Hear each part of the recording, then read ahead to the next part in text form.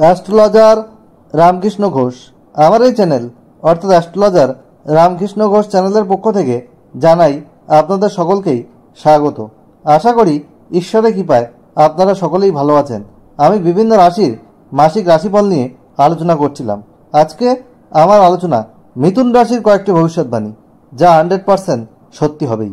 June 2024 মিথুন রাশির স্বাস্থ্য কেমন যাবে, তাদের আর্থিক ভাগ্য কেমন হবে, তাদের সঞ্চয় কেমন হবে, তাদের শিক্ষা, প্রাথমিক শিক্ষা, কলেজ বিদ্যা, উচ্চশিক্ষা কেমন হবে, তাদের কর্ম, চাকরি বা ব্যবসা কেমন হবে, তাদের প্রেম ও দাম্পত্য জীবন কেমন যাবে, তাদের বিবাহের কোনো যোগ আছে কিনা, এবং তাদের ওভারঅল ভাগ্য কেমন হবে, এবং তাদের সম্পত্তিগত ব্যাপারে বা তাদের পারিবারিক জায়গা, পারিবারিক সম্পর্ক কেমন হবে, পিতামাতার স্বাস্থ্য কেমন যাবে, এইসব নিয়েই কিন্তু আমার আলোচনা।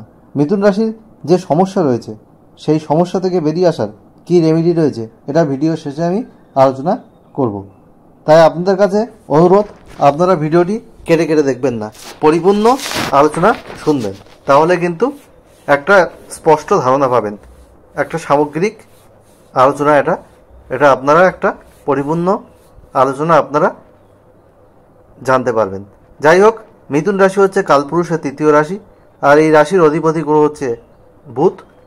আর এই বুধের প্রভাবে এদের মধ্যে একটা উপস্থিত বুদ্ধি ভালো দেখা যায়, অতিথি আপ্যায়ন করার একটা ক্ষমতা থাকে এদের, আর এদের মধ্যে আগ্রহ খুব বেশি থাকে, কিউরিসিটি বেশি থাকে। আর এই মিথুন রাশির জাতক জাতিকারা দ্বিমনা ভাবযুক্ত হয়। আজ যাকে ভালো লাগে কাল তাকে খারাপ লাগতে পারে, আজ যা পছন্দ করছে কাল তা অপছন্দ করতে পারে। আর মিথুন রাশির জাতক জাতিকারা ডাবল মাইন্ডেড হয়, যেটা বললাম। আর এরা বালক সুলভ হয়, চঞ্চল অস্থির মনের হয়। এদের মধ্যে বালক সুলভ ভাব থাকলেও এদের উপস্থিত বুদ্ধি কিন্তু খুব ভালো হয়। যাই হোক, জুন 2024 মিথুন রাশি সাপেক্ষে গোচর ফল বলছি। মিথুন রাশির অষ্টম ও নবমপতি শনি নবমে স্বক্ষেত্রে অবস্থান করছে, আর এই শনি 29 জুন কিন্তু বক্রী হচ্ছে। মিথুন রাশির সপ্তম ও দশমপতি বৃহস্পতি কিন্তু দ্বাদশে অবস্থান করছে। মিথুন রাশির নবমপতি একাদশপতি মঙ্গল কিন্তু একাদশে স্বক্ষেত্রে অবস্থান করছে। মিথুন রাশির ষষ্ঠপতিও কিন্তু মঙ্গল। মিথুন রাশির চতুর্থে কেতু, দশমে রাহু অবস্থান করছে। মিথুন রাশির দ্বাদশে বৃহস্পতি, রবি, বুধ, শুক্র অবস্থান করছে। মাসের দ্বিতীয়ার্ধে রবি কিন্তু রাশিতে গোচর করবে। 11 এবং 12 জুন শুক্র ও বুধ যথাক্রমে রাশিতে গোচর করবে, মিথুন রাশিতে। তারপরে বুধ মাসের শেষ দিকে কিন্তু কর্কট রাশিতে গোচর করবে। যাই হোক, মিথুন রাশির গোচর ফল এটাই। তাহলে দেখা যাচ্ছে প্রথমে স্বাস্থ্য নিয়ে আসছি। হেলথ ইজ ওয়েলথ, অর্থাৎ স্বাস্থ্যই সম্পদ। স্বাস্থ্য যদি ভালো না থাকে তাহলে আমরা কোনো কিছুতেই কনসেন্ট্রেট করতে পারি না, আমাদের সাকসেস রেট কমে যায়, বারবার আমি বলি। আর আমাদের উদ্যম, আমাদের প্রচেষ্টা সব কিছুই কিন্তু অনেকটা কমে যায়, সব কিছুই অনেক কষ্টের মধ্যে দিয়ে হয়। যাই হোক, আপনাদের এই রাশির যে অধিপতি বুধ, সে কিন্তু দ্বাদশে থাকছে মাসের প্রথমার্ধে। ফলে আপনাদের ছোটোখাটো সমস্যা কিন্তু শরীরে লেগে থাকতে পারে। আপনাদের ইএনটি ট্রাভেল, নাক কান গলার সমস্যা, তারপরে আপনাদের টেনশান, অ্যাংজাইটি, এসবগুলো আপনাদের মধ্যে আসতে পারে। তারপরে আপনাদের চোখের সমস্যা, দাঁতের সমস্যা, এইসব সমস্যা আসতে পারে। ঠান্ডা লাগার প্রবণতা আসতে পারে। তাই এইসব সমস্যা এলে অবশ্যই ডক্টরের পরামর্শ নেবেন। আপনারা কিন্তু অহেতুক কোনো কিছু ফেলে রাখবেন না। মাসের দ্বিতীয়ার্ধে আপনাদের স্বাস্থ্যে কোনো সমস্যা থাকলে সেই জায়গাটায় কিন্তু ডেভেলপমেন্ট হতে দেখা যাবে এই মিথুন রাশির জাতক জাতিকাদের জন্য। কারণ মাসের দ্বিতীয়ার্ধে আপনাদের রাশির অধিপতি বুধ কিন্তু এই রাশিতেই অবস্থান করবে। তাই আপনাদের নিয়মিত যোগব্যায়াম, শরীরচর্চা করা উচিত, আপনাদের খাদ্যাভ্যাস করা উচিত এবং আপনাদের হাঁটাচলা করা উচিত। তাহলে আপনাদের শরীরটা অনেকটা ভালো থাকবে। এরপরে আসি আমি শিক্ষা, প্রাথমিক শিক্ষা, কলেজ বিদ্যা এবং উচ্চশিক্ষা। আপনাদের চতুর্থপতি বুধ কিন্তু মাসের প্রথমার্ধে দ্বাদশে থাকছে এবং চতুর্থে কেতুর অবস্থান থাকছে।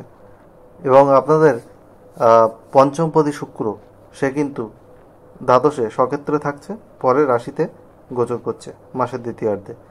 আর আপনাদের নবমপতি শনি কিন্তু নবমেই অবস্থান করছে। প্রাথমিক শিক্ষার ক্ষেত্রে কিছু বাধা দেখা যাচ্ছে, বাড়িতে কিছু বাস্তব সমস্যা তৈরি হতে পারে, আপনাদের কনসেন্ট্রেশনে কিছু প্রবলেম হতে পারে, পড়াশুনোয় এক্সপেক্টেড রেজাল্ট না আসা, পরিশ্রম অনুপাতে ফল না পাওয়া। যদি অশুভ গ্রহের দশা চলে তাহলে তো খুব অসুবিধা হবে, আর শুভ গ্রহের দশা চললে তাও অনেকটা ভালো ফল পাওয়া যাবে। তবে প্রাথমিক শিক্ষার ক্ষেত্রে মাসের দ্বিতীয়ার্ধ থেকে অনেকটা ডেভেলপমেন্ট হবে, এটা আশা করা যায়। কেতুর অবস্থান হেতু পড়াশোনায় কিছু বাধা বিঘ্ন কিন্তু আসবে এবং মায়ের স্বাস্থ্যের জায়গায় কিন্তু অবনতি হবে। তবে মাসের দ্বিতীয়ার্ধে মায়ের স্বাস্থ্যের জায়গায় উন্নতি দেখা যাচ্ছে। আর আপনাদের কলেজ বিদ্যা যারা আছেন তাদের কিন্তু মাসের দ্বিতীয়ার্ধে কলেজ বিদ্যার ক্ষেত্রে ডেভেলপমেন্ট হবে। তারা যদি কোনো এডুকেশনাল বিষয়ে কি সাবজেক্ট নিয়ে পড়বেন সেই সব যদি ডিসিশান নেন মাসের দ্বিতীয়ার্ধে নিলে আপনাদের কিন্তু ডিসিশান ঠিকঠাক হবে এবং আপনারা আপনাদের যে সিলেকশন, আপনারা যেটা পড়তে চাইছেন, যে ইউনিভার্সিটি বা যে সাবজেক্ট নিয়ে পড়তে চাইছেন, সে আপনাদের মনের ইচ্ছা কিন্তু সেক্ষেত্রে পূর্ণ হবে এবং পূর্ণ হওয়ার প্রবাবিলিটি বা চান্স অনেক বেশি থাকবে। আপনাদের ভাগ্যস্থানেই রয়েছে, সুতরাং আপনাদের ভাগ্যের ডেভেলপমেন্ট হবে এবং আপনারা যারা রিসার্চমূলক কাজের সঙ্গে যুক্ত, পিএইচডি করছেন, জ্যোতিষতন্ত্র এইসবের সাথে যুক্ত, তাদের কিন্তু ডেভেলপমেন্টের একটা ভালো জায়গা রয়েছে। যারা বিদেশে পড়াশুনো করতে চাইছেন তাদের কিন্তু একটা অপরচুনিটি রয়েছে, বিদেশে পড়াশুনো বা বিদেশে চাকরি জায়গা কিন্তু ভালো দেখা যাচ্ছে। এরপরে আমি আসছি কর্মক্ষেত্র। আপনাদের যাদের দশমপতি বৃহস্পতি কিন্তু আপনাদের দ্বাদশে থাকছে, কর্মের জায়গায় কিছু সমস্যা থাকবে, কারণ কর্মস্থানে রাহুর অবস্থান। কর্মের জায়গায় কিছু অসুবিধা থাকবে, আপনাদের অ্যাডজাস্টমেন্ট করে চলতে হবে এবং বসের সঙ্গে মতানৈক্য করলে হবে না। কর্ম পরিবেশ হয়তো আপনারা ঠিকমতো পাবেন না, তাহলেও আপনাদেরকে সেখানে আপনাদের ভাগ্যের সাপোর্টে আপনারা হয়তো সেই জায়গা থেকে বেরিয়ে আসতে পারবেন, তবুও কিছু সমস্যা আপনাদের ফেস করতে হতে পারে। যারা বিদেশে রয়েছেন কোনো এমএনসিতে, তাদের জন্যে অনেক ভালো সময় বলা যায়। আর আপনাদের যারা ডিফেন্সে রয়েছেন, যারা মিলিটারি, আর্মি, জমি জায়গা সংক্রান্ত কোনো কাজকর্মের সঙ্গে রয়েছেন, তাদের কিন্তু শুভ সময় বলা যাচ্ছে। আবার যারা প্রশাসনিক লাইনের সঙ্গে যুক্ত তাদেরও কিন্তু ভালো সময়। আবার এই যারা ব্যবসা করছেন তাদের সপ্তমপতি দ্বাদশে, ব্যবসার জায়গায় কিন্তু কিছু অসুবিধা কিন্তু আপনাদের দেখা যাবে এবং আপনাদের যে ব্যবসার কারক গ্রহ বুধ, সেও দ্বাদশে। মাসের দ্বিতীয়ার্ধে বুধ আপনাদের দ্বিতীয় রাশিতে যাচ্ছে, তখন কিন্তু ব্যবসার জায়গায় আপনাদের কিছু ডেভেলপমেন্ট হবে। তবে ব্যবসার ক্ষেত্রে, পার্টনারশিপ বিজনেসের ক্ষেত্রে আপনাদের কিন্তু সতর্ক থাকতে হবে। এই সময় পার্টনারশিপ বিজনেসের জায়গা ভালো বলা যাবে না, ব্যবসার ক্ষেত্রে ঠিকঠাক মুনাফা আসবে না। আপনাদের ইনভেস্টমেন্টের জায়গায় ব্যবসার ক্ষেত্রে আপনাদের কিন্তু সতর্কভাবে করতে হবে, সেটা আপনার অবশ্যই খেয়াল রাখবেন। আর আপনাদের প্রেম সম্পর্ক, আপনাদের পঞ্চমপতি আপনাদের শুক্র, সে কিন্তু দ্বাদশে স্বক্ষেত্রে থাকছে। প্রেমের জায়গায় আপনারা রোমান্টিক লাইফ লিড করতে পারবেন, তবে মাসের দ্বিতীয়ার্ধে প্রেমের জায়গা আরও অনেক মধুর হচ্ছে, কারণ দ্বিতীয়ার্ধে শুক্র আপনাদের রাশিতে গোচর করছে, প্রেমের জায়গা আপনাদের ভালো হচ্ছে। আর আপনাদের দাম্পত্য জীবনে কিছু অসুবিধা দেখা যাবে। সপ্তমপতি আপনাদের দ্বাদশে রয়েছে, পার্টনারের শরীর স্বাস্থ্য নিয়ে একটু চিন্তা থাকবে এবং তার সঙ্গে মনোমালিন্য হতে পারে।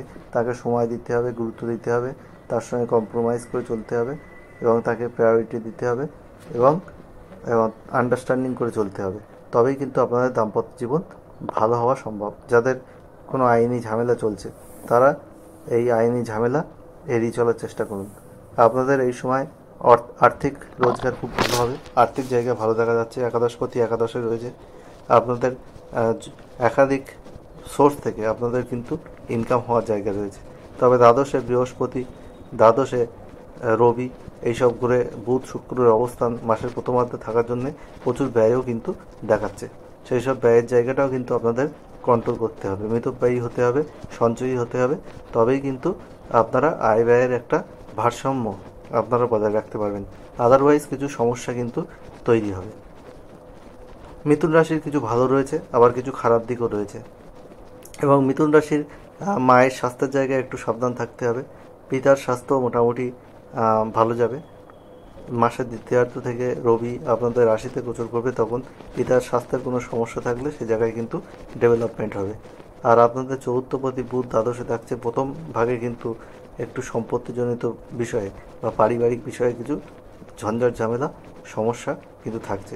দ্বিতীয়ার্ধের পর আপনাদের পারিবারিক সুখ বা আপনারা জমি জায়গা সংক্রান্ত কোনো ডিসিশান নিতে পারেন, সে বিষয়ে আপনাদের ডিসিশানটা অনেক উত্তম হবে বলে আমি মনে করি।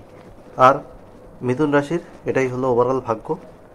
মিথুন রাশির মানুষদের জুন 2024 সুখ সমৃদ্ধি আনন্দে ভরে উঠুক, এটাই ঈশ্বরের কাছে প্রার্থনা করব। মিথুন রাশির যে সমস্যা রয়েছে সেই সমস্যা থেকে বেরিয়ে আসার জন্য আপনারা প্রতিদিন বুধের বীজ মন্ত্র 5 বার পাঠ করুন। ওং ব্রাম ব্রিম ব্রুম স বুধাহ নমঃ। আর অবশ্যই বৃহস্পতির বীজ মন্ত্র প্রতিদিন 3 বার পাঠ করুন। ওং গ্রাং গ্রিং গ্রোম স গুরুবে নমঃ। আর আপনারা প্রতি বৃহস্পতিবার বা বুধবার আপনারা নিরামিষ আহার করতে পারেন পূর্ব দিকে মুখ রেখে। আর আপনারা সবুজ, সাদা, নীল, আকাশি এইসব রং বেশি ব্যবহার করুন। হলুদ সোনালি রঙও ব্যবহার করতে পারেন, তবে কালো, ধূসর, গোলাপি, লাল এইসব রং কম ব্যবহার করুন, তাহলে আপনাদের পজিটিভিটি কিন্তু অনেক বাড়বে। আপনারা জীবনে অনেক সাকসেস পাবেন। আপনাদের কিছু বাধাবিঘ্ন রয়েছে, এগুলো করলে বাধাবিঘ্ন থেকে আপনারা অনেকটা মুক্ত হতে পারবেন। আর গণেশজিকে আপনারা অবশ্যই প্রতি বুধবার 21টি দুর্বা ও লাড্ডু অর্পণ করুন, তাহলে আপনারা সুফল পাবেন। আর যেটা আপনাদের বলবো, আমি ওয়েল কোয়ালিফাইড অ্যাস্ট্রোলজার, আমি পিএইচডি ইঞ্জিনিয়ারিংয়ে, আমি গেট নেট সেট কোয়ালিফাইড, আমি মাল্টিপল প্রফেশনের সঙ্গে যুক্ত। অ্যাস্ট্রোলজি আমার নেশা, পেশা। এই পেশাকে আমি সততার মাধ্যমে এগিয়ে নিয়ে গেছি। হোয়াটসঅ্যাপে আপনারা একটা question, date of birth, time, place দিয়ে করতেই পারেন। আমি আপনাদের ফার্স্ট কাম ফার্স্ট সার্ভ বেসে আনসার দিয়ে দেবো, একটু ওয়েট করতে হবে, তাড়াহুড়ো করলে কিন্তু হবে না। তাছাড়া অনলাইনে আমার থেকে খুব কম ভিজিটে, অন্য অন্য অ্যাস্ট্রোলজার যা ভিজিট নেয় তার 5 ভাগের 1 ভাগ বা চেম্বারে এসে আমার থেকে প্রেডিকশন নিতে পারেন।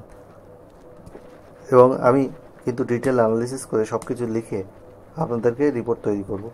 আমি অন্য অন্য অ্যাস্ট্রোলজারের মতো সফটওয়্যার থেকে প্রিন্ট করে কিন্তু রিপোর্ট আপনাদেরকে জেনারেট করব না। আমার সঙ্গে পরিচয় হলে আপনারা বুঝতে পারবেন কতটা সততার মাধ্যমে এই পেশাকে আমি এগিয়ে নিয়ে গেছি। যাই হোক, আমি খুব তাড়াতাড়ি আবার নতুন আলোচনা নিয়ে আপনাদের সামনে হাজির হব। ভালো লাগলে অবশ্যই ভিডিওটিতে লাইক, কমেন্ট, সাবস্ক্রাইব, শেয়ার এবং বেল আইকনে প্রেস করে রাখবেন, যাতে নতুন ভিডিও আপলোড হওয়ার সাথে সাথে আপনাদের কাছে নোটিফিকেশান পৌঁছায়। আপনারা সবাই ভালো থাকুন, এটাই আমি ঈশ্বরের কাছে প্রার্থনা করব। আজ এখানেই শেষ করছি।